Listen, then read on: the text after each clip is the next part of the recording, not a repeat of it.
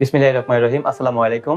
ATM বাবা foundation কর্তৃক আয়োজিত শীতবস্ত্র ও খাদ্য সহায়তা আজকে আমাদের এখানে আমার এক বোন উপস্থিত আছেন। তো আমি কাউসার ভাইকে অনুরোধ করব ওনার মাঝে আপনি শীতবস্ত্রটা তুলে দিতে এবং খাদ্যটা তুলে দিতে। আচ্ছা, ধন্যবাদ। তার আগে আমরা একটু ওনার সাথে কথা বলে নিই। আসসালামু আলাইকুম, কেমন আছেন?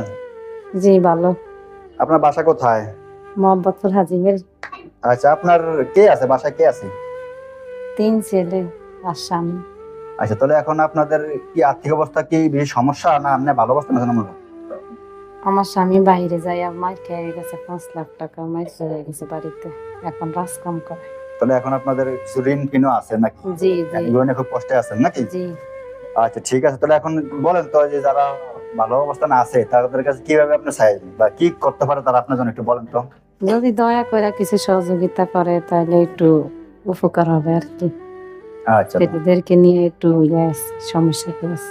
ছেলেরা পড়ালেখা করেনি? জি, ছোট ছোট ছেলেরা। আচ্ছা, বড় জনের বয়স কত? 11 বছর। আচ্ছা, ঠিক আছে, ঠিক আছে, ধন্যবাদ।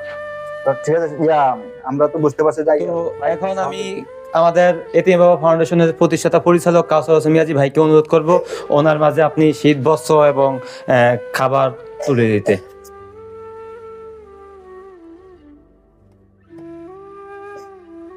ধন্যবাদ, কাউসার ভাই, আপনার কাছে আমি একটা কম্বল দিছি আর ওকে দিয়ে দাও। ধন্যবাদ। ঠিক আছে, আমরা আমাদের সামর্থ্য অনুযায়ী এখন আপনাদের জন্য একটা কম্বলের ব্যবস্থা করছি। আর ভবিষ্যতে যদি আমাদের সামর্থ্য হয় আমরা আবার চেষ্টা করব। এই এখন এলো আপনার খাবার, এই যে খাবার আইটেমটা, এখন এই যে এগুলি পেয়ে কি আপনি খুশি? জি আচ্ছা, আলহামদুলিল্লাহ। তাহলে আমাদের প্রতিষ্ঠানের জন্য একটু দোয়া করবেন। আর যারা দেশ প্রবাসে আমাদের এখানে বিভিন্নভাবে শরীক হইতেছে তাদের জন্য একটু দোয়া করবেন। আল্লাহ দরবারে যাতে আমাদের এই কাজগুলো কবুল হয়। আলহামদুলিল্লাহ। ধন্যবাদ আপনাকে। আজকের মতো তাহলে আমরা ভিডিওটি এখানে শেষ করছি। আসসালামু আলাইকুম ওয়া রাহমাতুল্লাহি ওয়া বারাকাতুহু।